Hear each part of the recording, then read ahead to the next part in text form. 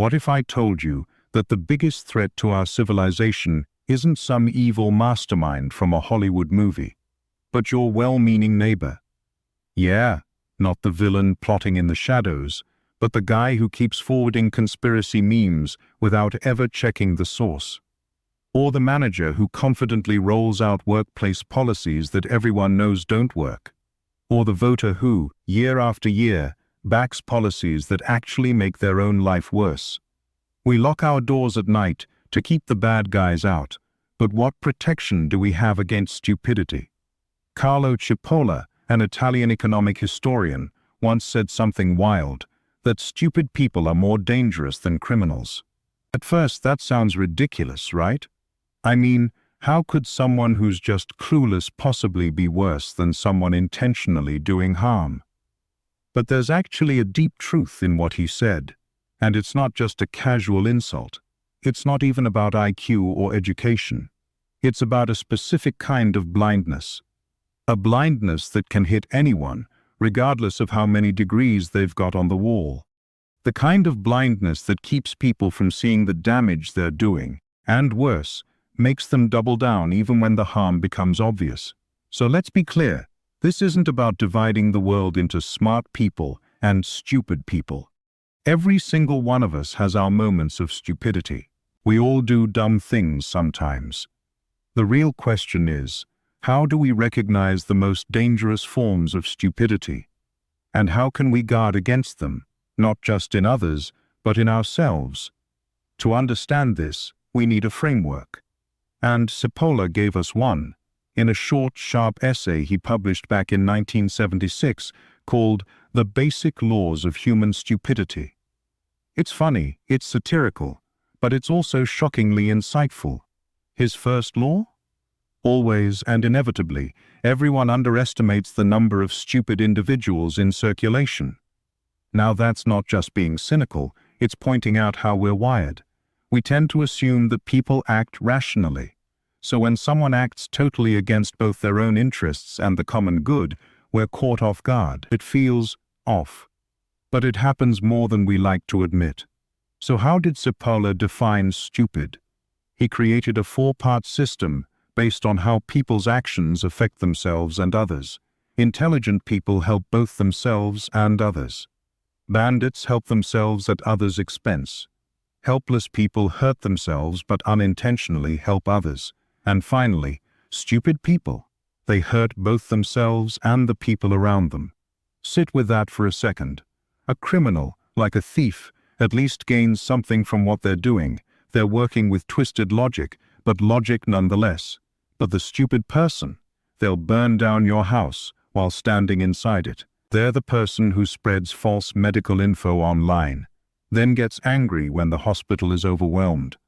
They're the ones who vote to cut social programs, only to find out they needed those programs a few years later. They're not just harming you, they're shooting themselves in the foot too. Imagine a small business owner during a health crisis who refuses to follow basic safety protocols. It's about freedom, they shout. But then their shout becomes a hotspot for infections.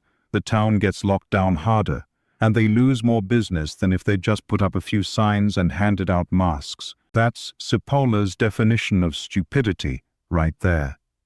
What makes this extra dangerous is that we have almost no defenses against stupidity.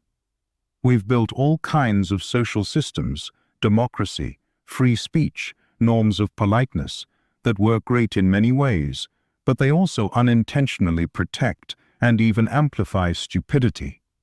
We treat every opinion as equally valid, even when some of them are clearly based on nonsense. And here's the scary part: stupidity spreads. Back in the 1800s, German philosopher Friedrich Nietzsche talked about this thing he called the herd.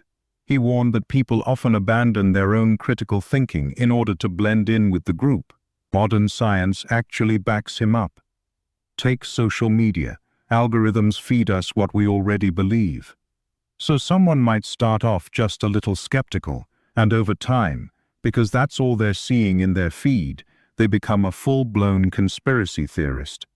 Everyone around them, online at least, seems to believe the same stuff. It feels like reality, even when it's totally detached from it. Remember those experiments in the 1950s? The ones where people were asked to compare the lengths of lines and gave obviously wrong answers just to match the group. That's the power of conformity. When everyone around you says black is white, you start to doubt your own eyes, and once a belief becomes part of your identity, challenging it feels personal. It's not just, I think X, it's, we think X. Now, when someone says you're wrong, it feels like they're attacking you, not just your ideas. So let me ask you, have you ever gone along with the group even when something felt off? What stopped you from speaking up? This leads us to a weird paradox. The people who know the least often speak with the most confidence. In 1999, two psychologists, David Dunning and Justin Kruger, put a name to this. It's called the Dunning-Kruger effect. Basically, people who are bad at something tend to wildly overestimate how good they are because they don't know enough to realize what they're missing. They literally don't know what they don't know. So how does the Dunning-Kruger effect show up in real life? Picture this. John reads 2 blog posts and watches a YouTube video about economics. Now, suddenly, he's walking around explaining the global market to anyone who will listen. Confident. Loud. Certain. Meanwhile, actual economists, people with years of study and experience, are using cautious language. They're saying things like, "It depends," or "This is a complex issue." And to the average person, that sounds weak or unsure. So John's bold, oversimplified, takes feel more convincing, even though they're completely wrong. And that's the trap. Confidence often gets mistaken for competence. In the age of viral content, it's not always the most accurate person who gets the biggest audience. It's the loudest. Now combine that with modern communication tech, and the stakes go way up. Think about how the internet used to work. If you wanted to reach a big audience, you had to go through gatekeepers, publishers, editors, producers, people who ideally filtered out nonsense. But today, anyone with a phone can reach millions. There's no filter, no fact check, just send. And let's be real, we've all been guilty of speaking with more confidence than we should in areas where we don't really have the full picture. That's human. The key difference is whether we're willing to admit it when we're wrong. Because here's the thing. Dangerous stupidity doesn't just come from people who lack intelligence. It often comes from smart people who lack awareness. Take the 2008 financial crisis. Major banks bundled high-risk mortgages into investment packages and sold them as safe. You'd think, oh, these guys must be con artists. But a lot of them actually believed it was safe. They kept the same risky stuff in their own portfolios. They drank their own Kool-Aid. And when it all collapsed, it wasn't just rich bankers who lost out. It was millions of regular people who lost jobs, homes, retirement savings. That's what makes stupidity so destructive. It's not just one bad decision, it's a chain reaction, a ripple effect. And often, the person pulling the trigger doesn't even realize what they've done until it's too late. Same thing during public health crises. Remember COVID? People who refused to wear masks or follow basic health guidelines weren't just putting themselves at risk. They were endangering their whole communities. Why? Because they misunderstood what freedom meant in that context. They thought it was about personal choice, when really it was about protecting the people around them. Let's take it even broader, environmental destruction. You've got industries fighting against regulations that would preserve the very resources they depend on, like fishing companies pushing back against sustainable catch limits, only to face a total collapse of fish stocks a few years later. They hurt the planet, they hurt their customers, and eventually, they hurt themselves. That's stupidity in a nutshell, harming others and yourself at the same time. And what makes it especially tragic is that these aren't dumb people. They might be successful, educated, even brilliant in certain fields, but they fall prey to blind spots, cognitive biases, echo chambers, ideological commitments. Like the engineer designing an unsustainable system, or the Ivy League grad sharing bogus health tips online. Smart on paper, but missing the bigger picture. The writer Isaac Asimov put it best. There's a cult of ignorance in the United States, and there always has been. The strain of anti-intellectualism has been a constant thread winding its way through our political and cultural life.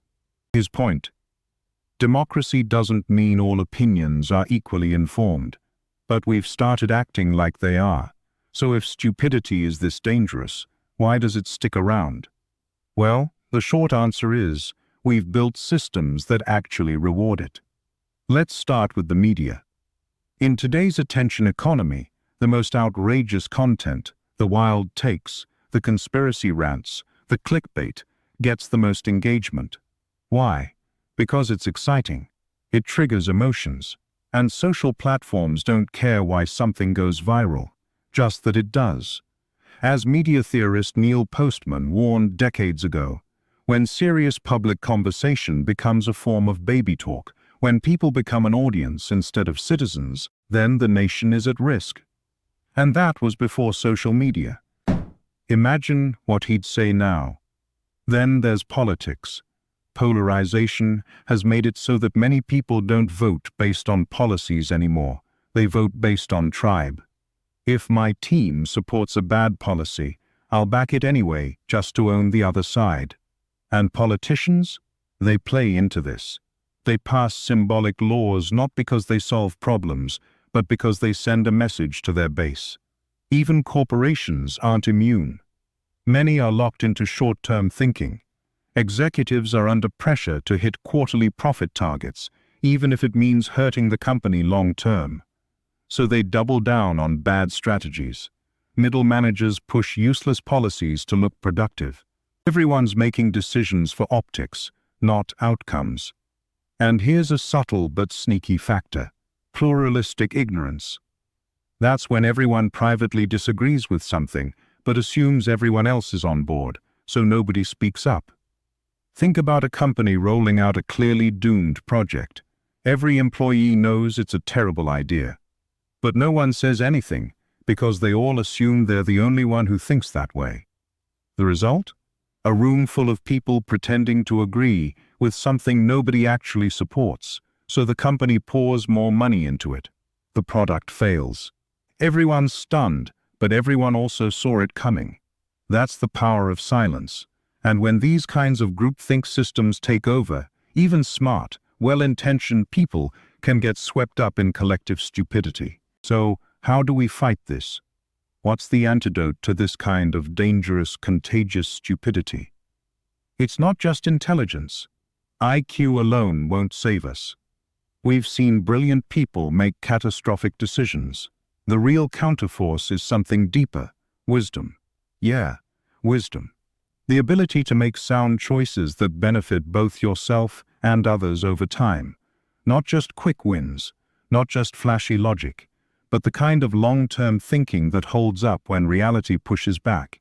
Aristotle had a term for this: phronesis, practical wisdom. It's not about knowing a lot, it's about knowing what's worth knowing. Knowing how to apply knowledge wisely in real-world situations with context and balance. It's the difference between book smarts and life smarts. But here's the kicker. Wisdom isn't just something you're born with, it's something you build through practice, through humility, through asking better questions, and it starts with something a lot of people struggle with: intellectual humility. It's that voice in your head that says, I might be wrong about this. It's the curiosity to wonder, what if I don't have the full picture yet? It's what Socrates meant when he said, I know that I know nothing. That wasn't him being coy. That was him pointing toward the start of real wisdom. Because stupid people, or at least people acting stupidly, don't pause to examine their beliefs. They just believe. Hard, loud, instantly. They skip the most important question in thinking. How do I know what I think I know? That's the foundation of epistemology, the study of how we come to know things. And most people never even touch it. They trust their gut. They trust their group. They trust that one friend who seems in the know. but they don't investigate the source of that knowledge, and that's a problem. Because in today's world, information isn't scarce, it's overwhelming. We don't need more info, we need better filters. Wisdom means having the tools to evaluate claims, to ask, who's saying this? What's their track record? What's the evidence? What's being left out? What would someone with the opposite viewpoint say? Two people can see the same headline. Person A shares it immediately because it confirms what they already think. Person B stops, checks the source, looks for other angles, and maybe doesn't share it at all. That second person, that's who we need more of. And this isn't just about individuals, it's about systems. Our institutions need to reward wisdom, not just credentials or loud voices. Let's start with education. Instead of cramming students with memorized facts, what if we taught them how to think, how to evaluate sources, spot logical fallacies, and change their mind when the evidence shifts? Imagine media that prioritized accuracy over sensationalism, political systems that rewarded results instead of rhetoric, companies that incentivized long-term resilience over short-term gains. That's the kind of shift we're talking about. And here's something chilling from Cipolla again, his fifth law. He said, "A stupid person is the most dangerous type of person." Why? Because the damage they cause isn't limited by self-interest. A criminal will stop when the risk outweighs the reward. A stupid person, they might keep going, even if it destroys everything, including themselves. So, is stupidity getting worse? It might feel that way. Every time you scroll social media or watch the news, it seems like people are doing dumber and dumber things. But is that really true? Or are we just seeing more of it? Think about it. Socrates complained about the stupidity of Athenian youth. Medieval scholars moaned about the ignorant masses. Even in the 1800s, intellectuals were panicking about the decline of public discourse. Every generation thinks the next one is dumber. So maybe stupidity isn't new. Maybe it's just louder now. Technology has changed the game. In the past, stupid ideas might have stayed local, a rumor in a village, a bad decision in a boardroom. Today, they go global. Instantly, one person says something dumb on camera, and it's shared, reshared, memed, stitched, and blasted to millions within hours. Add to that the sheer complexity of modern problems, climate change, pandemics, global economics, and you start to see the real issue. Our brains evolved to handle simple, visible threats, like predators, not abstract, statistical risks that take decades to play out. So when faced with overwhelming complexity, people reach for simple narratives, often stupid ones.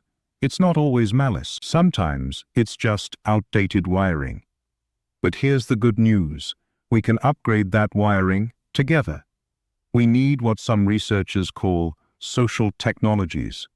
Systems that help groups think better than individuals. Think, the scientific method. Peer review, checks and balances. Public discourse based on reason instead of rage. We've already invented a lot of these tools. We just have to protect them, and improve them, and use them. Because the fight against stupidity, it's not just about avoiding embarrassment, it's about protecting our future, our health, our economy, our planet. All of it depends on our ability to make better choices, together. And here's the thing, this battle against stupidity, it never really ends. There's no finish line where we can say, okay, we're good now. Everyone's thinking clearly. Nah, it's ongoing. It's a lifelong process. But that doesn't mean we can't win meaningful victories along the way. Think about the tools we already have. The scientific method. That's literally a system designed to root out human error, to test, retest, and refine what we think is true. It's not just about discovering facts, it's about challenging them constantly. Rational discourse? When done right, it's not two people trying to win an argument, it's two people working together to get closer to the truth. That's powerful.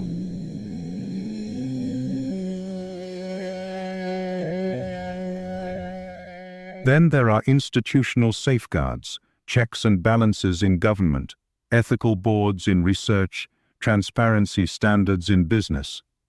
These aren't just bureaucratic annoyances. They're barriers against stupidity becoming law, or policy, or standard practice. The question is, do we use those tools, or do we bypass them for convenience, popularity, or speed? Each of us plays a role in this. It's not just about blaming others or mocking people online for bad takes. It's about asking, am I helping spread stupidity or contain it? And that brings us to the personal level, the choices you make every day. Let's talk practical. Step 1.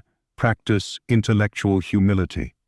Make it a habit to ask yourself, could I be wrong about this? That one question can completely change the way you interact with information. It doesn't mean you stop having opinions. It means you hold them lightly enough to change them when better evidence comes along. Step 2. Diversify your information diet. It's easy to live in an echo chamber, especially online. But growth comes from hearing thoughtful views that challenge yours. So follow people who think differently. Read sources outside your bubble, not to argue, but to understand. Step 3. Use the AOLLA test. Before making a big decision or forming a strong opinion, ask, could this harm both me and others?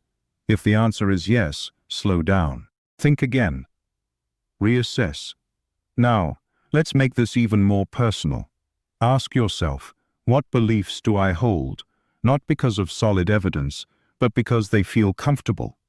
What views might be more about fitting in with my group than understanding the truth? When was the last time I changed my mind about something, and why? That moment when you did change your mind. That's wisdom in action. It might have felt awkward, maybe a little scary, but also freeing. And it's in those moments, the ones that challenge your identity, your tribe, your ego, that real growth happens. And don't underestimate the ripple effect. When you model humility and critical thinking, others notice.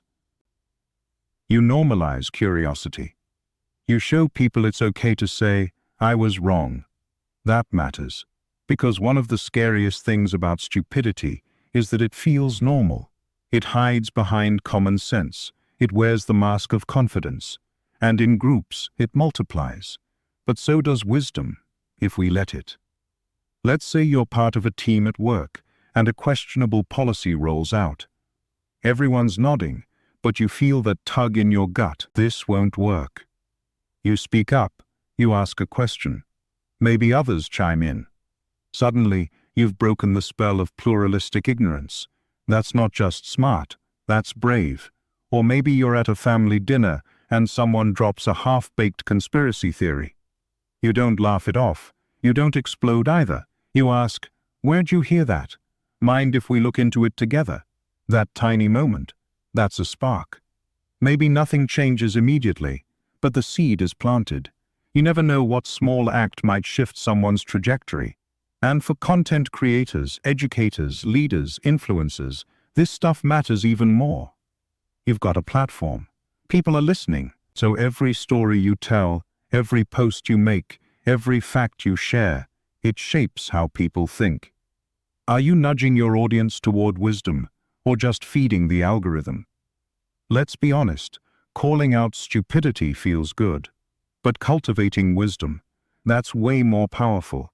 Because while we fear criminals, terrorists, tyrants, and we should, history shows us that unchecked stupidity has caused far more widespread damage, not because it's evil, but because it's underestimated, unfiltered, unopposed. As philosopher Hannah Arendt once wrote about the rise of evil, the sad truth is that most evil is done by people who never make up their minds to be good or evil.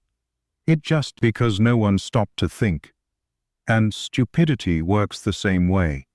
Most of it spreads not because people actively choose ignorance, but because they never decide to think critically. They take the path of least resistance. They go with the flow. Breaking that pattern takes effort. It's not comfortable. It means confronting your own blind spots. It means listening more and talking less. It means seeking truth over tribe, and it means sometimes standing alone. But that effort? That's what keeps civilization on track. So what does this all boil down to?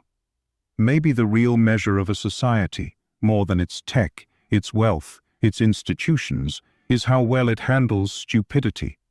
How well it spots it, limits it, and builds systems that push people toward wiser decisions. By that measure, we've got work to do. But here's the good news.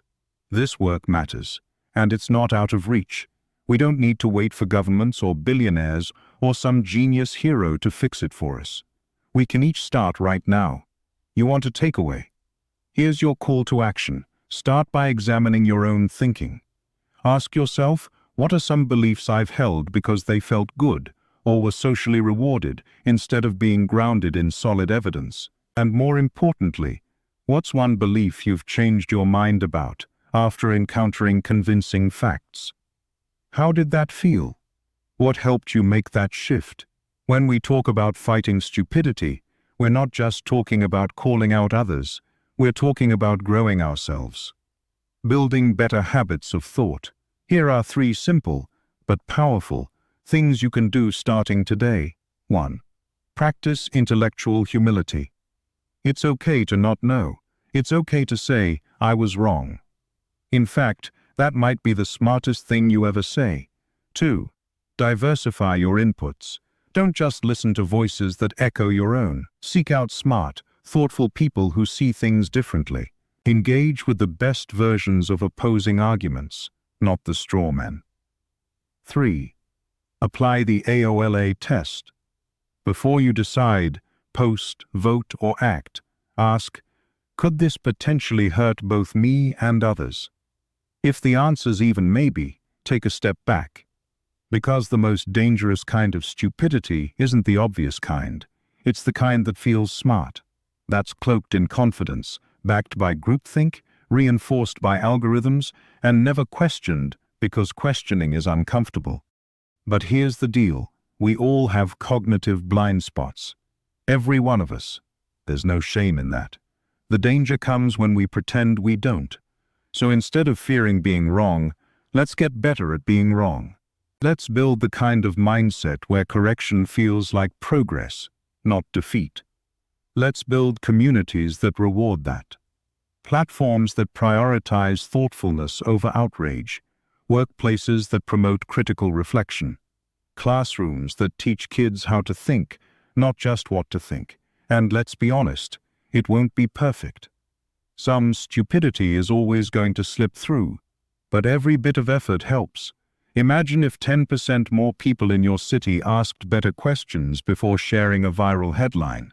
Imagine if 10% more voters looked past party lines and focused on actual policy impacts. Imagine if 10% more companies made decisions based on long-term consequences instead of short-term optics. That alone could shift culture. Because the spread of stupidity isn't inevitable. It's a choice, or rather, it's 1,000 little choices made by people who didn't choose to think, who didn't pause, who didn't ask, what's really going on here? But now you know better. You've got the tools. The question is, what will you do with them? So, if this video sparked something in you, do a few things. Like the video. It helps more people find content that promotes thinking over shouting. Subscribe if you want more deep dives into psychology, philosophy, and real-world decision-making. Share this with someone, not to dunk on them, but because you respect them enough to have a deeper conversation. And finally, remember this. The most dangerous form of stupidity is believing you're immune to it. So take that first step. Question your own assumptions. Build better habits. Stay curious, stay humble, and keep thinking. Because in a world full of noise, wisdom is rebellion. And you just might be the person who helps turn the tide. Thanks for watching.